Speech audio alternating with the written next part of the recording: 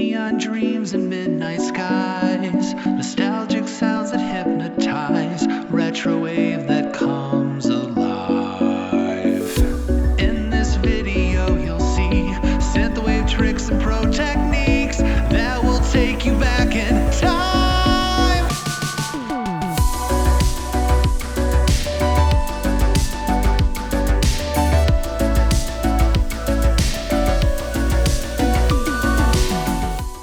In this video, I'm going to show you the 6 tricks that I use to make this synthwave banger. So please like, subscribe, and let's get into it. If you're creating a synthwave track, you need a rhythm that hits hard but stays clean. And nothing captures that 80s nostalgia better than drums with gated reverb. In the 80s, producers found that if they put a snare or a tom through massive reverb and then cut it off suddenly, it created a huge powerful hit that wouldn't muddy up the mix. The technique quickly caught on, and that tight, explosive drum sound became an instant signature of the era. That sharp, punchy decay is iconic, and it adds size and impact to snares and toms while keeping the groove clean and powerful. Now, let's build a synthwave drum beat. I'll start with a simple 4 on the floor pattern where the kick hits on every beat, giving the track a strong driving pulse. For the kit, I'll be using EZdrummer 3's Synthwave expansion with the Blue Lights preset, which already has gated reverb built in. That being said, you can add gated reverb manually in Logic by loading the Space Designer, clicking the preset dropdown, medium spaces, gated reverbs, and gated chamber, and then tweaking it to your taste.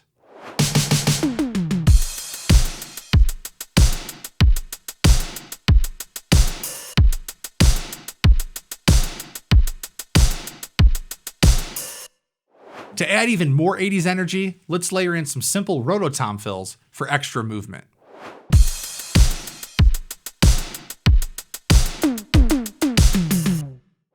This gives us a powerful, punchy foundation to build the rest of our track on. To capture the dreamy, nostalgic feel of synthwave, lush synth pads are essential. Instead of short, punchy stabs, these pads are smooth and flowing, setting the emotional tone of the track. I've found that slower chord progressions work best because they allow each chord to breathe and evolve, adding to the sweet nostalgic atmosphere. To demonstrate this, let's record some lush synth chords. For this, I'm going to play 4 simple chords: B minor, G major 7, A major, and F sharp 7.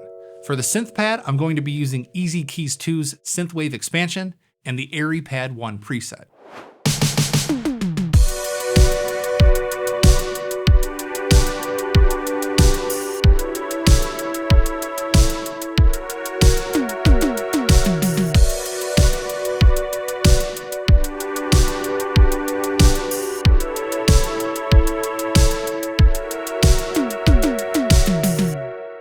To make this sound even more expansive and lush, I'm going to layer a high synth on top of that.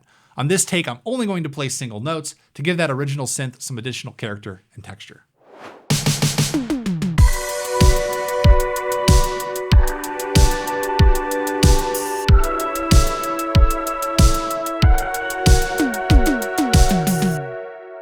So this is already sounding atmospheric and expansive, but it's still missing one of the most important elements of the synthwave sound: sidechaining. Sidechain compression is what gives synthwave and electronic music in general that signature pulsing effect. It works by automatically lowering the volume of one sound, like a pad or a bass, whenever another sound, usually the kick drum, plays. This creates a pumping motion that locks everything into the groove. Beyond just adding movement, sidechaining clears up the mix by making sure the kick and bass don't clash, keeping the low end clean and powerful. It also works great on pads and leads, making them breathe with the beat instead of overpowering everything. To add sidechaining, the first thing you want to do is create an isolated track with the sound that you want the other tracks to duck from. In most cases, this is the kick drum. This will give the compressor a clean signal to reference. The best way to do this is to duplicate your drum track and MIDI beat onto a new track. Name it something you can easily remember, open the piano roll, and delete everything except the kick drum. Then set its output to no output so it's silent. The computer will still be able to hear it, but we won't, which is nice because it prevents us from hearing the kick drum on top of the other kick drum in the original drum track.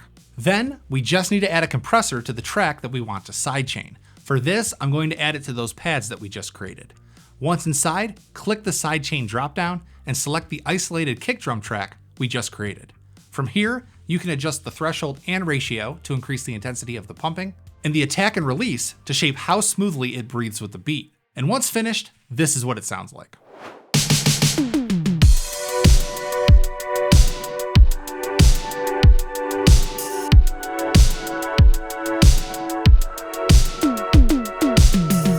Sidechaining is a staple of electronic music. It tightens the groove, enhances the rhythm, and adds dynamic movement that makes the beat hit even harder. A great synthwave track feels like it's always moving, and one of the best ways to create that motion is with arps. Arps, or arpeggios, are just a chord where the notes are played one at a time instead of all at once. By repeating in a steady pattern, arps add rhythm, texture, and energy without cluttering the mix. Faster arps feel intense and driving,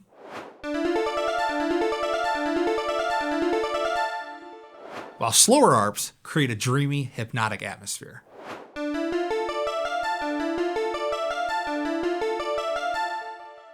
In synthwave, bass arps usually repeat single notes in rhythm with the beat, while higher arps typically feature more complex chords and add a ton of texture, helping the track feel fuller without overpowering the main melody.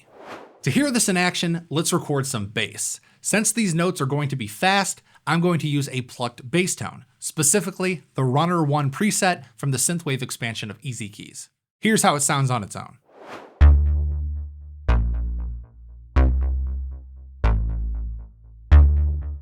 We can easily turn this into an arp by clicking the MIDI effect slot and selecting Arpeggiator.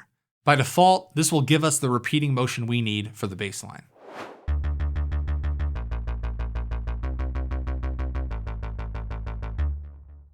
To make it pump with the beat, we're going to add a compressor with a sidechain the same way we did with the pads.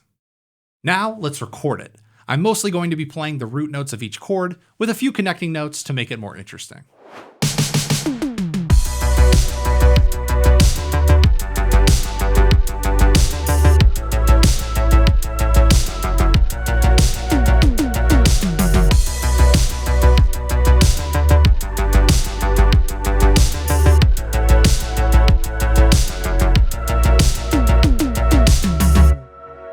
This is already sounding awesome, very synthwavy, if that's even a word. But we're going to take it a step further by adding a higher arp for texture. For this, I'm going to be using the On the Beach preset from the Dream Machine expansion in Easy Keys, and it sounds like this. To arpeggiate this, we'll again select the MIDI effect slot and choose Arpeggiator. There are several different styles to pick from. There's up, down, up and down and up, and random. For this, I'm going to use the up and down setting. And lastly, we'll sidechain it the same way we did the other parts. All I'm going to play is the root chord, which is a B minor 7, and I'm going to hold it across the entire section to add tension and texture.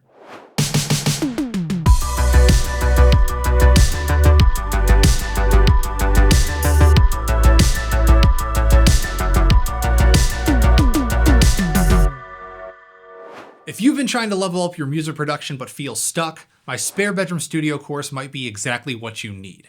It walks you through the entire process, covering everything from equipment setup, to what type of microphone you should buy, to recording live instruments, MIDI instruments, vocals, and releasing your music. But if you want personalized guidance, I also offer a one-on-one mentorship where I work directly with you to achieve your music goals. So whether you need help with songwriting, setting up your studio, or stepping up your production skills, I'll help you break through whatever's holding you back. If that sounds good to you, be sure to click the link at the top of this video's description. So that higher repeating arpeggio we just added makes the chorus feel intense, and we can push it even further by adding looping melodies. A looping melody is a phrase that repeats while the chords change around it, creating tension and continuity. This contrast between a static melody and shifting chords is a huge part of the synthwave sound, because it locks the listener into a groove while making the chord progression feel bigger and more dramatic. Looping melodies can be simple, like single note stabs that reinforce the rhythm, or more intricate, with longer phrases that cycle every few bars. But whether up front or sitting in the background, they help glue the section together and make it feel alive. To hear this in action, let's add a looping melody to our song. We're going to do this by layering 2 synths. The first synth is the Petite Pluck preset in the Synthwave expansion of Easy Keys, and I'll sidechain it just like before. I'm going to keep the melody very simple, playing a repeating phrase up high while following the chord progression down low.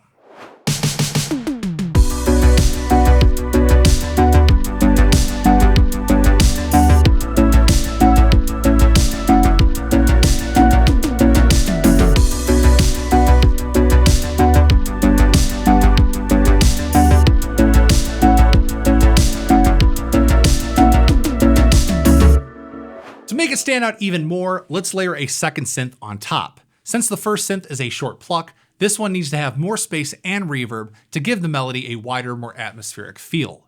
For this, I'll be using the 16mm Dream Sequence synth that comes stock in Logic. And of course, big surprise, we're sidechaining it just like we did the others.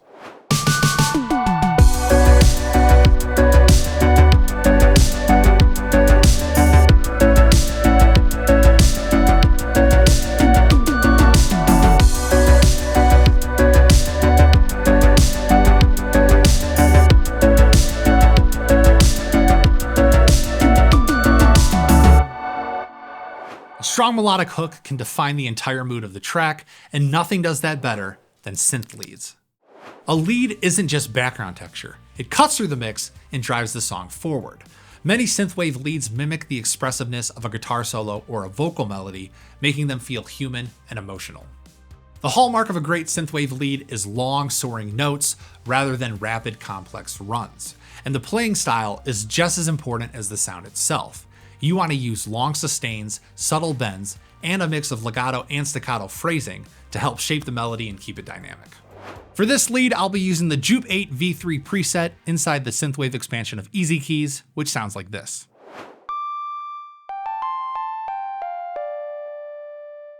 To make it sound even more epic and atmospheric, let's add some reverb. Let's go ahead and add the stock Chromaverb inside Logic, click the preset dropdown, Effects, and Cave, which sounds like this.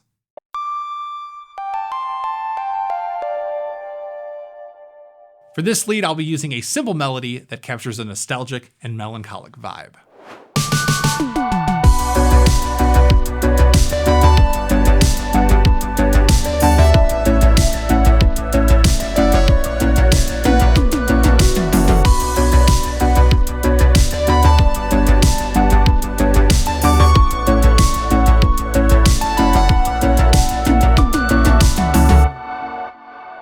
So right now you're probably wondering, can I tell the difference between AI generated music and music that's made by a human? Well, I had the exact same question, so I made this video right here, where I put AI generated music against my own to see if you can tell the difference. The results just might surprise you, so be sure to check that out, and I'll see you over there.